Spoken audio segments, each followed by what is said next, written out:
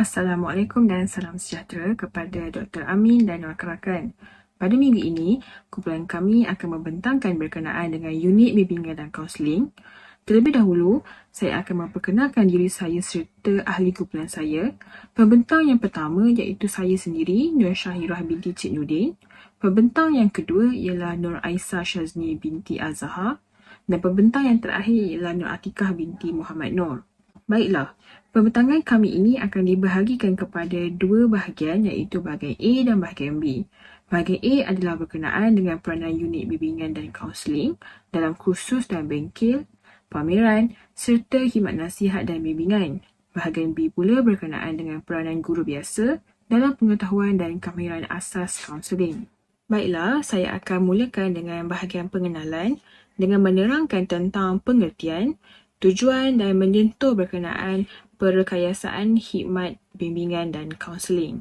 Bimbingan bukanlah suatu yang baru dalam masyarakat kita. Sejak zaman dahulu lagi, bimbingan ini memang ada diberikan oleh orang dewasa ataupun orang yang lebih tua kepada anak-anak muda dalam keluarga ataupun masyarakat. Dan bimbingan ini secara umumnya membawa maksud pimpinan ataupun bantuan kepada manusia untuk mencapai kesejahteraan hidup. Terdapat beberapa definisi bimbingan yang telah dinyatakan mengikut beberapa orang tokoh, antaranya ialah Shutesbury dan Stone. Menurut mereka, bimbingan ini merupakan proses menolong individu untuk memahami dirinya dan dunianya.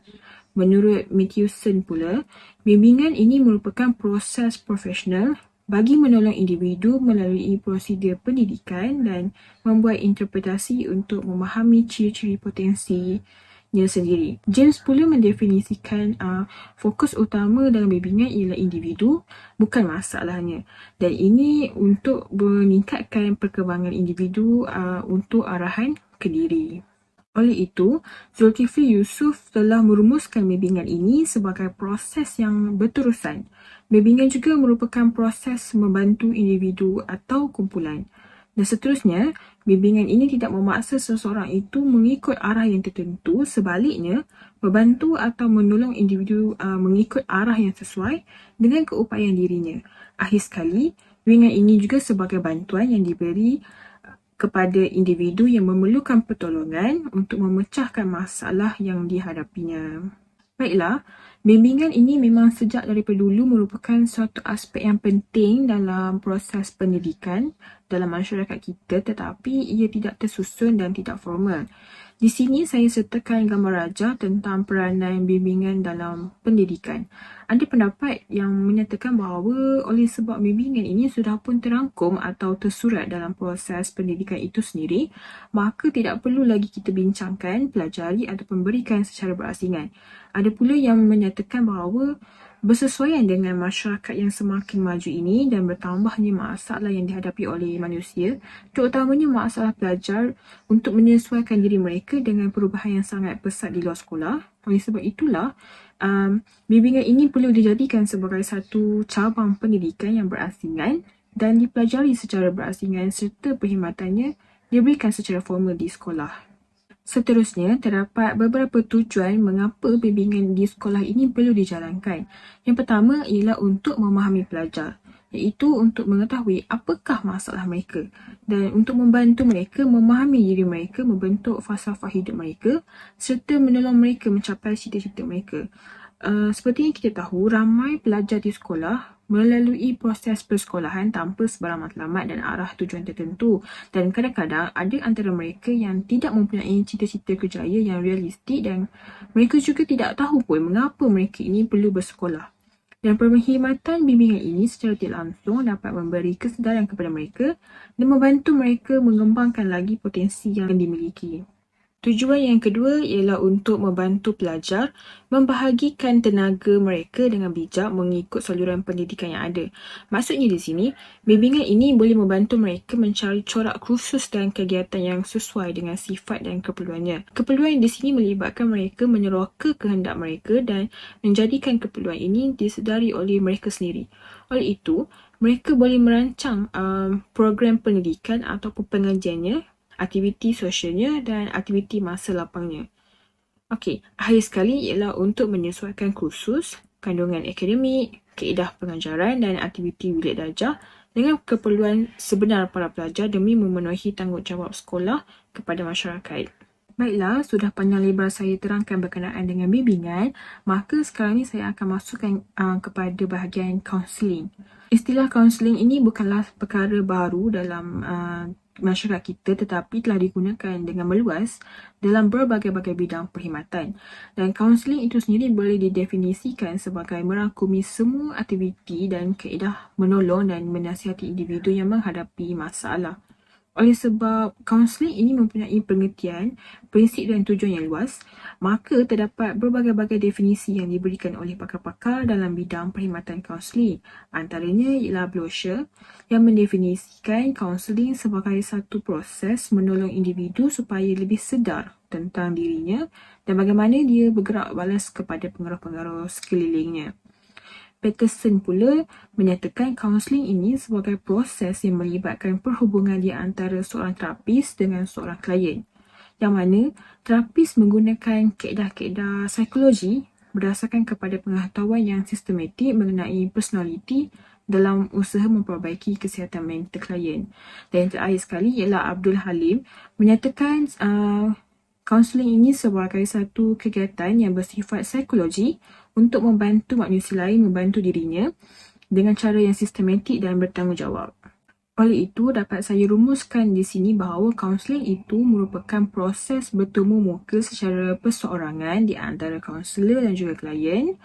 Kaunseling juga merupakan satu proses bantuan yang dijalankan oleh kaunselor bagi mengubah tingkah laku klien kepada yang lebih diterima. Dan yang terakhir ialah sebagai satu perkhidmatan untuk kebajikan manusia sama ada dilakukan secara profesional ataupun tidak.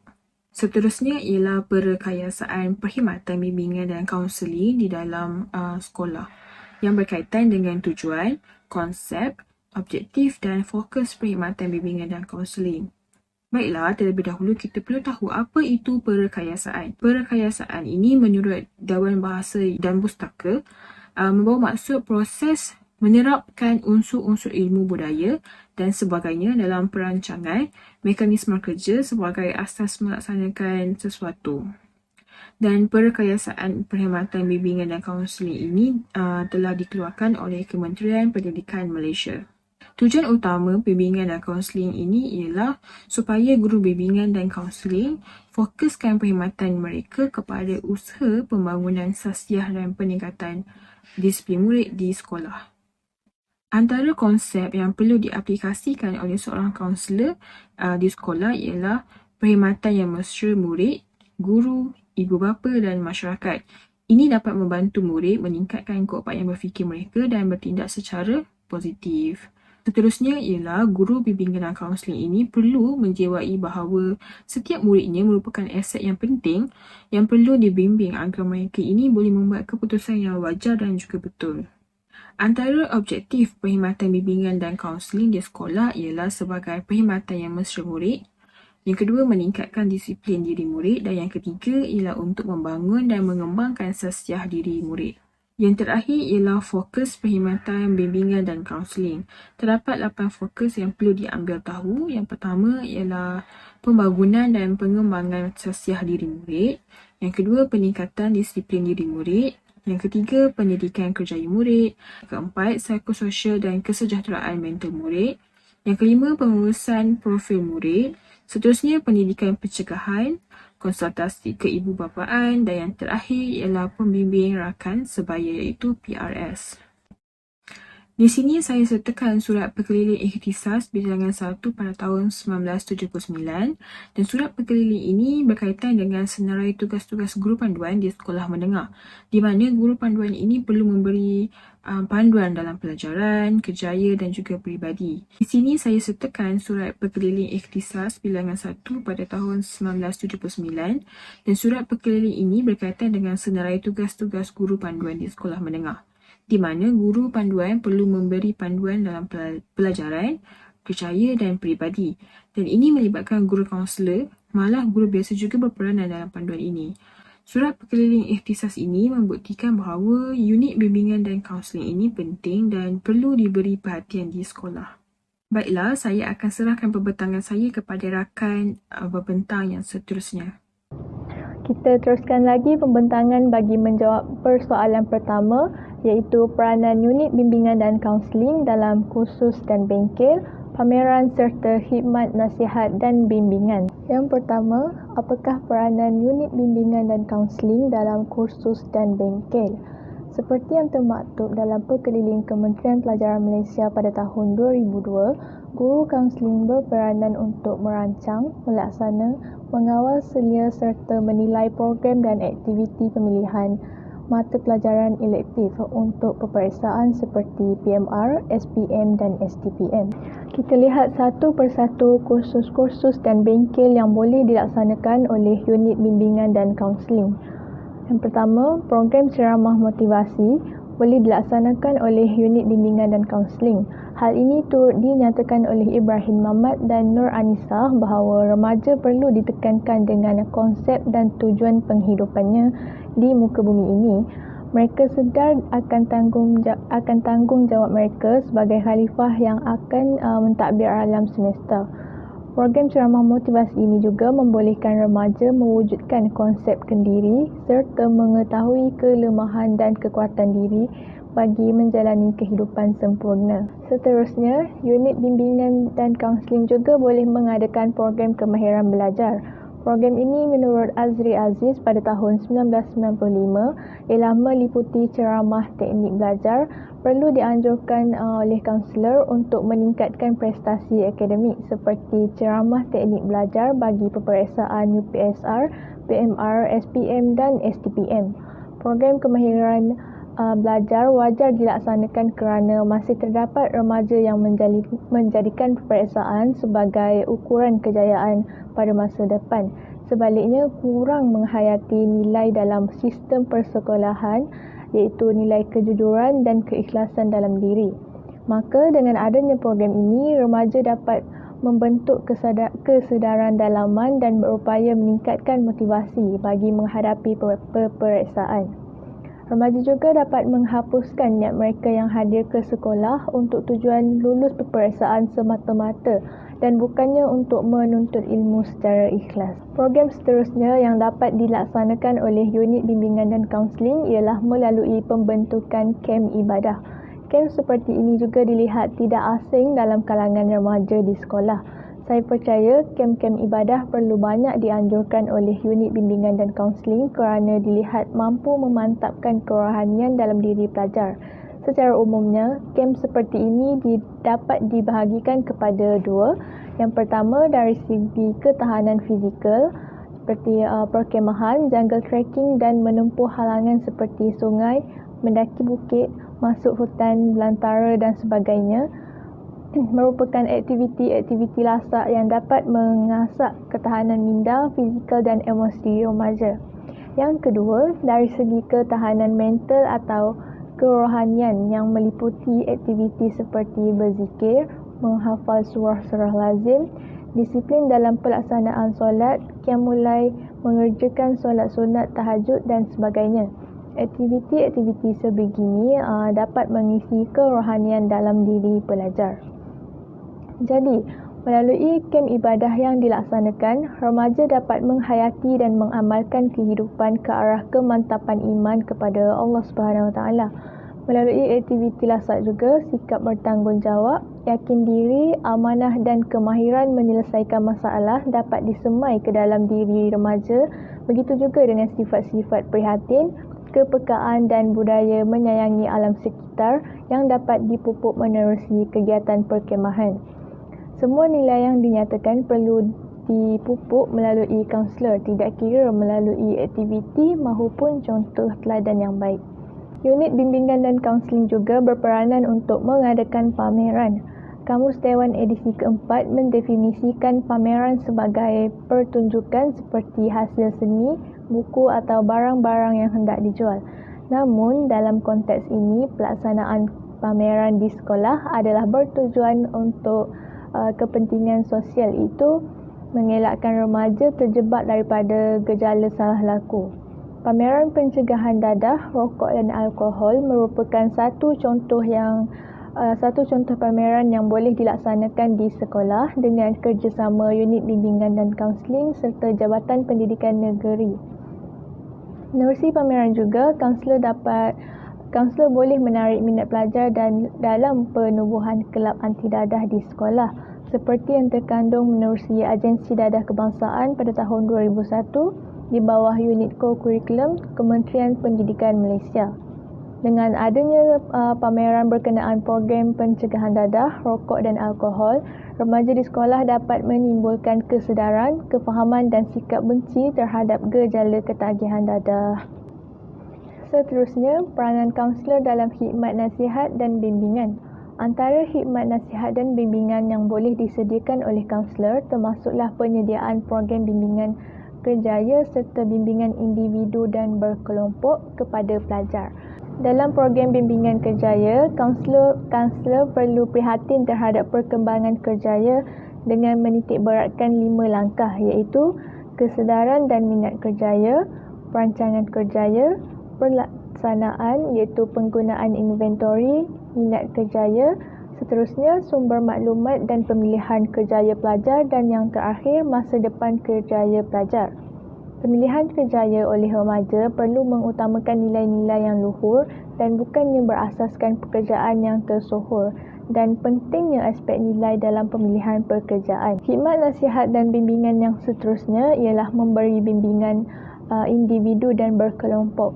Matlamat utama sesi ini menurut Rogers pada tahun 1961 ialah bagi membantu klien iaitu pelajar ke arah mengenal diri, memahami diri dan melihat kelemahan diri serta menggunakan seluruh potensi ke arah kesempurnaan kendiri selepas sesi kaunseling. Manakala Muhammad Mansur pada tahun 2000 pula berpendapat bahawa maklumat dan proses kaunseling individu dan bimbingan kelompok itu sendiri mendorong kaunselor untuk membantu klien iaitu remaja secara jujur, ikhlas dan penerimaan tanpa syarat. Seorang kaunselor perlu mempunyai nilai positif dalam usaha membantu individu maupun kelompok individu dalam merungkaikan permasalahan mereka, serta berperanan penting untuk mewujudkan perkongsian pengalaman, idea dan permasalahan bagi mengurangkan permasalahan ahli-ahli kelompok sehingga mewujudkan rasa simpati rakan-rakan dalam kelompok kepada ahli kelompok yang bermasalah. Sekarang, saya akan teruskan untuk bahagian seterusnya iaitu mengapakah pengetahuan dan kemahiran asas penting untuk guru biasa. Guru biasa bukan sahaja mengajar mata-mata pelajaran yang tertentu di dalam kelas tetapi juga memainkan peranan yang penting dalam membimbing pelajar. Pada masa kini, bidang pendidikan semakin mencabar dan setiap guru perlulah bekerjasama dengan pihak pentadbiran sekolah dan juga ibu bapa untuk membimbing pelajar ke arah kehidupan yang sihat. Hampir setiap hari, guru menerima aduan, pertanyaan dan laporan yang berkaitan dengan masalah disiplin, peribadi serta keadaan pembelajaran dalam kalangan pelajar. Pertambahan jumlah pelajar di sekolah juga telah menyebabkan guru-guru menghadapi pelbagai jenis masalah dan guru biasa memainkan peranan yang penting dalam perkhidmatan bimbingan dan kaunseling.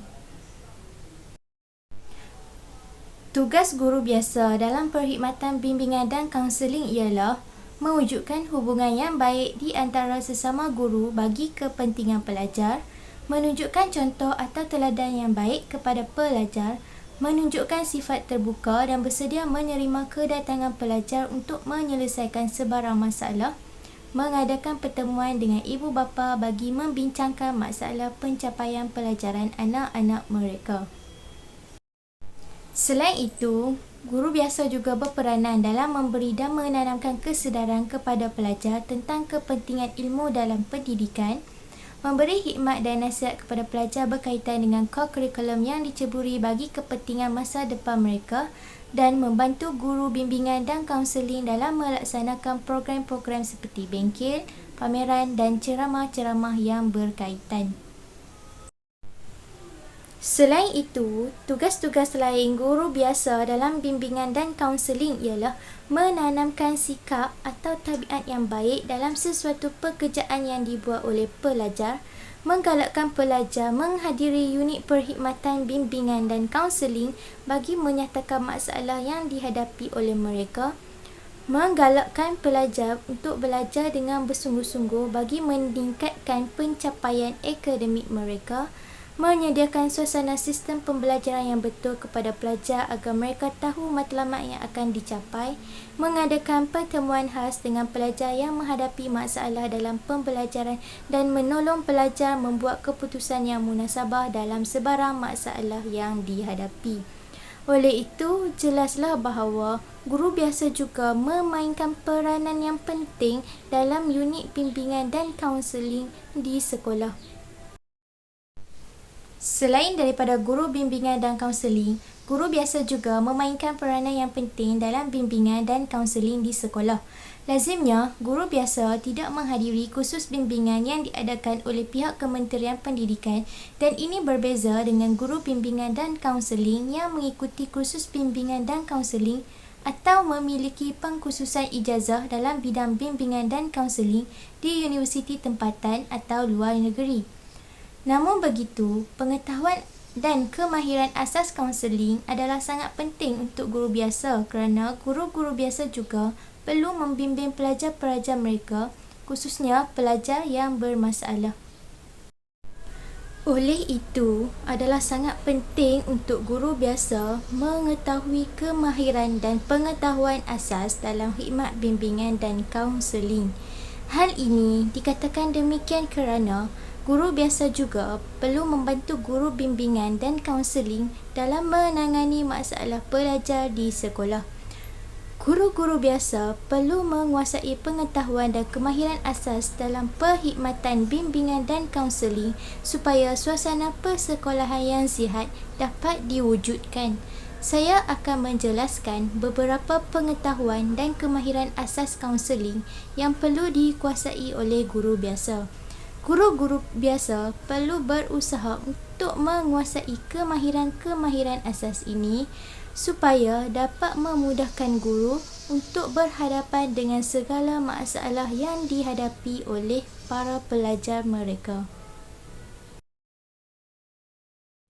Pengetahuan dan kemahiran asas kaunseling perlu dikuasai oleh guru biasa. Antara pengetahuan dan kemahiran asas kaunseling untuk guru biasa ialah yang pertama, kongruent atau keturunan. Guru biasa perlu mempunyai asas kemahiran ini. Guru perlu mempamerkan keselarasan di antara perasaan dan tingkah lakunya dan tidak berpura-pura ketika berhadapan dengan pelajar yang bermasalah.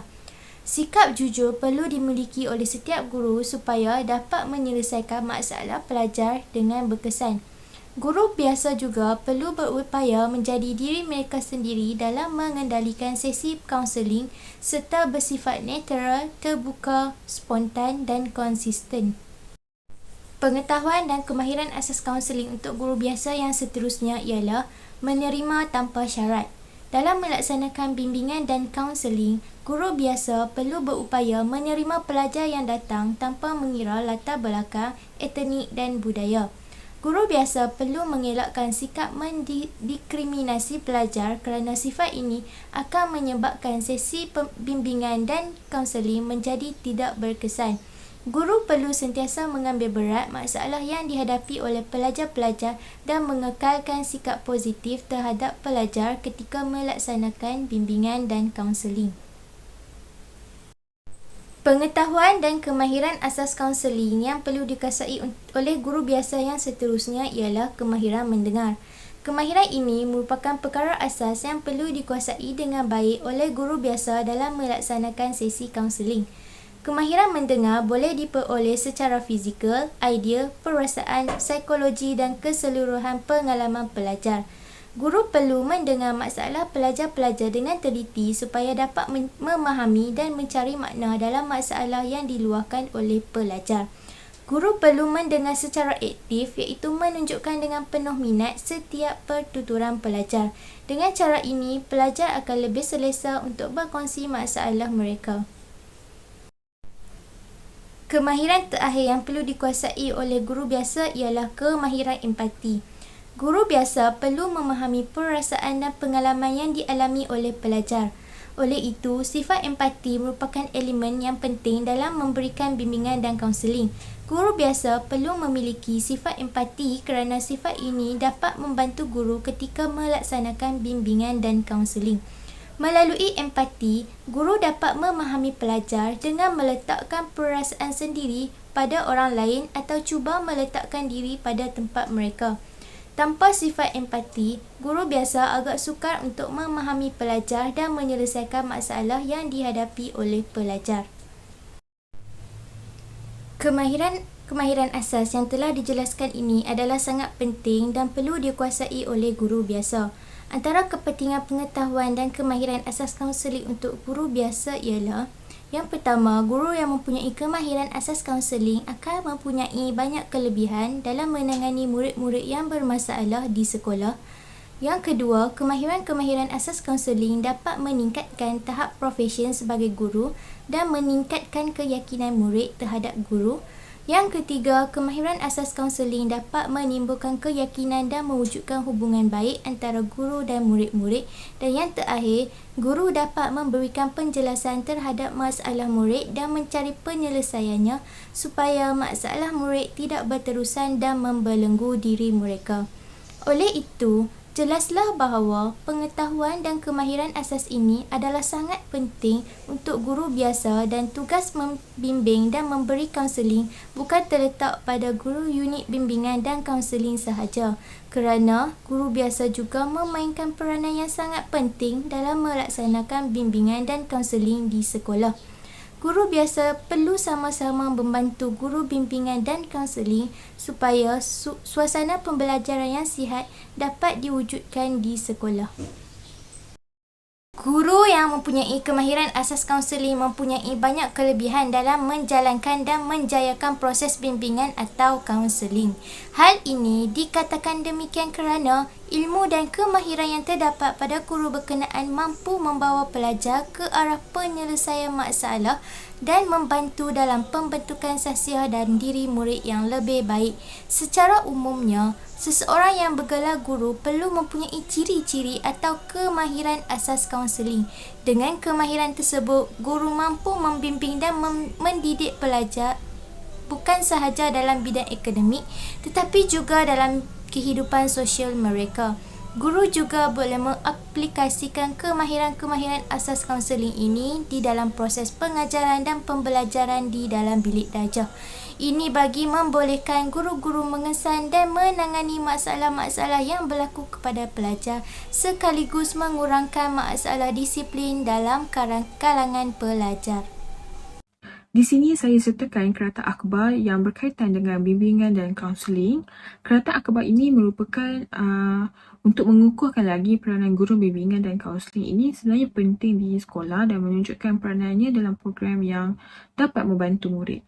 Malah guru biasa juga memainkan peranan yang penting dalam bimbingan dan kaunseling.